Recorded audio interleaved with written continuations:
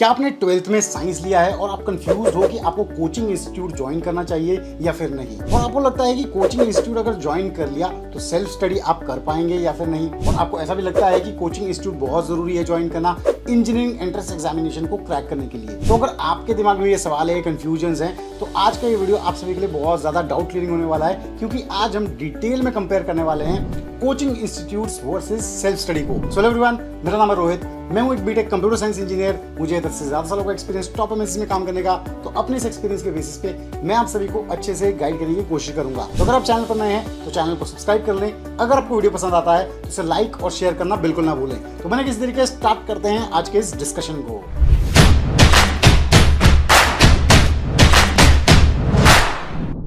To get free career counseling, check the link in description box and pin the comment below.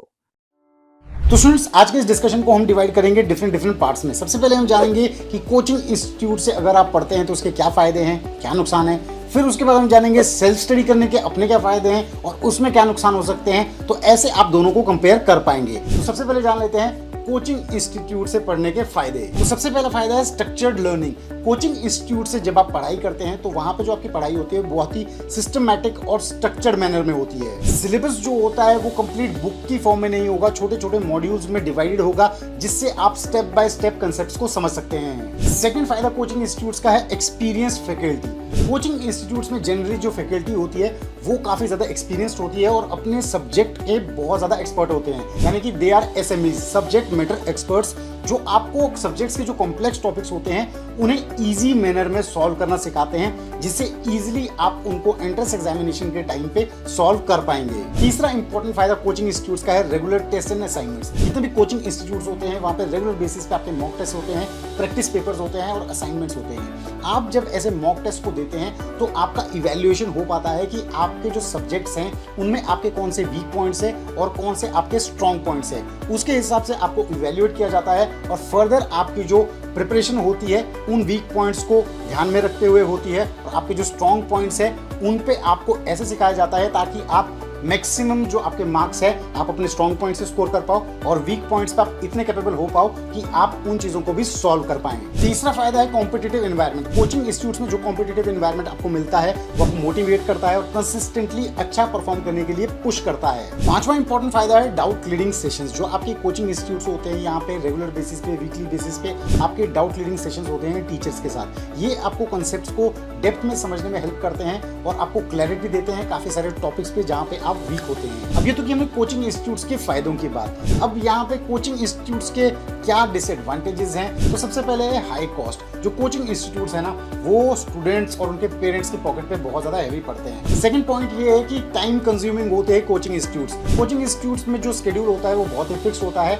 आपने अगर एक class भी miss कर दी तो आपका इंपॉर्टेंट टॉपिक निकल जाएगा। तो वहां पे आपको फिक्स्ड कैलेंडर को फॉलो करना होता है, उसमें अटेंडेंस मेंटेन करनी होती है, तभी आप उन चीजों को समझ पाएंगे, जिससे आपको सेल्फ स्टडी के लिए शायद टाइम कम ही मिल पाए। तीसरा जो मेजर डिसएडवांटेज है, मुझे भी एक बहुत बड़ा डिसएडवांटेज लगता है, वो है one size fits all approach. जैसे कि कोचिंग इंस्टीट्यूट्स में जो ट्रेन टीचर्स होते हैं उनके बहुत ही सोफिस्टिकेटेड तरीके होते हैं पढ़ाने के, बहुत ज़्यादा शॉर्टकट्स, टिप्स एंड ट्रिक्स बहुत जल्दी समय में वो बताने की कोशिश करते हैं, यानी कि जो उनकी अप्रोच होती है वो सभी स्टूडेंट्स के लिए सेम होती है। लेकिन सभी बच्चों का जो लर्निंग स्टाइल होता है, उनकी जो पेस होती है उन शॉर्टकट्स को, उन ट्रिक्स को समझने की, वो सबकी सेम नहीं हो पाती है। तो ये जो स्टैंडर्डाइज अप्रोच है जो वो फॉलो करते हैं, वो मैं ये नहीं कहूँगा कि ईजीएस्ट तरीका होता है, वो आसान तरीका होता है प्रॉब्लम सॉल्व करने के लिए, लेकिन किसी के समझने के लिए वो शायद इतना ईजी तरीका ना हो, जिससे बहुत सारे स्टूडेंट्स ऐसे होते हैं वो चीज़ों को ग्रैब नहीं कर पाते हैं। उन्हें फोबिया हो जाता है कि शायद हम बाकियों के मुकाबले थोड़े से कम हैं, और इस वजह से कई बच्चे कोचिंग इंस्टीट्यूट जाना छोड़ भी देते हैं। ये तो कि हमने कोचिंग इंस्टीट्यूट्स की बात। अब बात करते हैं सेल्फ स्टडी के फायदे और नुकसान की।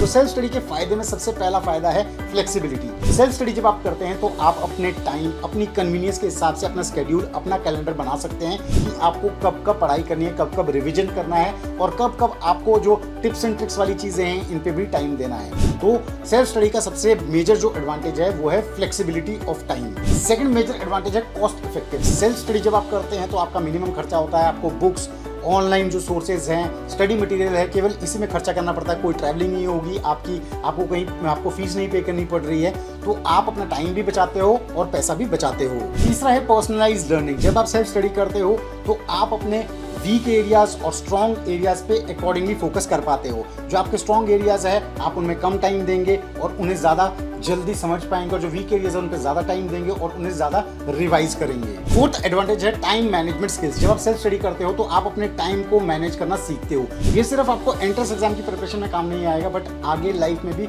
बहुत यूजफुल साबित होगा। पांचवा इंपॉर्टेंट एडवांटेज सेल्फ स्टडी का है सेल्फ रिलायंस, यानी कि जब आप सेल्फ स्टडी करते हो तो आपको अपने ऊपर कॉन्फिडेंस होता है, आप अपनी कैपेबिलिटीज को समझते हो, आप ट्रस्ट करते हो कि आपको जो प्रॉब्लम्स आएंगी आप उन्हें खुद सॉल्व कर पाएंगे। अब सेल्फ स्टडी के जो नुकसान है आइए उन्हें भी डिस्कस कर लेते हैं। तो सबसे पहला है लैक ऑफ गाइडेंस। तो यहाँ पे हमने देखा है कि जो स्टूडेंट्स टॉप इंस्टीट्यूट्स या इंजीनियरिंग एंट्रेंस एग्जामिनेशन में टॉप रैंकिंग में आते हैं उसमें से केवल 20 से 25% ऐसे स्टूडेंट होते हैं जो सेल्फ स्टडी वाले होते हैं। सेल्फ स्टडी में आपको प्रोफेशनल गाइडेंस नहीं मिल पाता है। अगर आप किसी प्रॉब्लम में फंस जाते हो तो आपको खुद ही टाइम लगा के उसका सॉल्यूशन फाइंड आउट करना पड़ता है, जिसमें आपको ज़्यादा समय भी लग सकता है। लेकिन अगर कोई सब्जेक्ट मैटर एक्सपर्ट वहाँ पे होता तो शायद कम समय में आप उसे समझ पाते और सॉल्व कर पाते। सेकंड डिसएडवांटेज है नो रेगुलर इवैल्यूएशन। जब आप सेल्फ स्टडी करते हैं तो आप रेगुलरली अपने आप को इवैल्यूएट इतने इफेक्टिवली नहीं कर पाते हैं, क्योंकि जब हम अपनी परफॉर्मेंस को खुद ही इवैल्यूएट करने लगते हैं तो वो इतनी ज़्यादा एक्यूरेट नहीं होगी। दूसरों के फीडबैक, टीचर्स के फीडबैक से हम अपने आप को अच्छे से इवैल्यूएट कर सकते हैं। और जैसे कि मैंने बताया कोचिंग इंस्टीट्यूट्स में ज़्यादा मॉक टेस्ट, ज़्यादा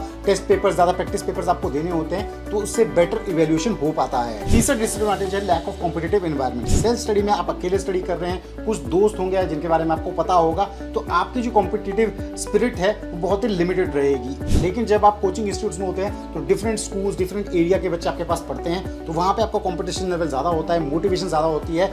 अगर आप अपने आप को पहले बहुत अच्छा भी ज़ूम कर रहे होते हैं लेकिन वहाँ पे आपको वो चीज़ें समझ में आती है कि आप कहाँ स्टैंड करते हैं। फोर्थ जो मेजर डिसएडवांटेज है सेल्फ स्टडी का वो है डिस्ट्रैक्शंस। जब आप घर में रहते हैं, सेल्फ स्टडी कर रहे हैं, तो बहुत सारे डिस्ट्रैक्शंस हैं, रिलेटिव हैं, घर के काम हैं, सोशल मीडिया है, टीवी है, इंटरनेट है, मतलब बहुत सारी चीज़ें हैं जो आपको डिस्ट्रैक्ट करने के लिए हैं। लेकिन जब आप एक कोचिंग इंस्टीट्यूट्स के माहौल में काम करते हैं तो जैसे कि फिक्स शेड्यूल है, फिक्स कैलेंडर है, फिक्स टाइमिंग्स है, आपको फॉलो करनी है, उस टाइम में आपके लेक्चर्स होंगे, आपकी क्लासेस होंगी, तो वहाँ पे थोड़ी सी डिस्ट्रैक्शंस आपके पास कम होंगी। तो स्टूडेंट्स देखा आपने, हमने यहाँ पे कोचिंग इंस्टीट्यूट्स और सेल्फ स्टडी को कितना ज़्यादा इवैल्यूएट किया, डिफरेंट पॉइंट्स पे, डिफरेंट फैक्टर्स पे, इनके फ़ायदे नुकसान सब समझे। तो आप इन फ़ायदे नुकसान के बेसिस पे अपने डिसाइड कर सकते हैं कि आपको कोचिंग इंस्टीट्यूट ज्वाइन करना है या फिर खुद से स्टडी करनी है। तो अगर आपको आज का ये वीडियो पसंद आए तो ज़रूर इस वीडियो को लाइक करें, शेयर करें और चैनल को सब्सक्राइब करना बिल्कुल ना भूलें। हम जल्द लेके आएंगे बीटा फंडामेंटल स्टूडेंट पे एक और ऐसा ही इंटरेस्टिंग और डाउट क्लियरिंग वीडियो। तब तक आप सब अपना ध्यान रखें। Stay tuned, stay safe and believe in you.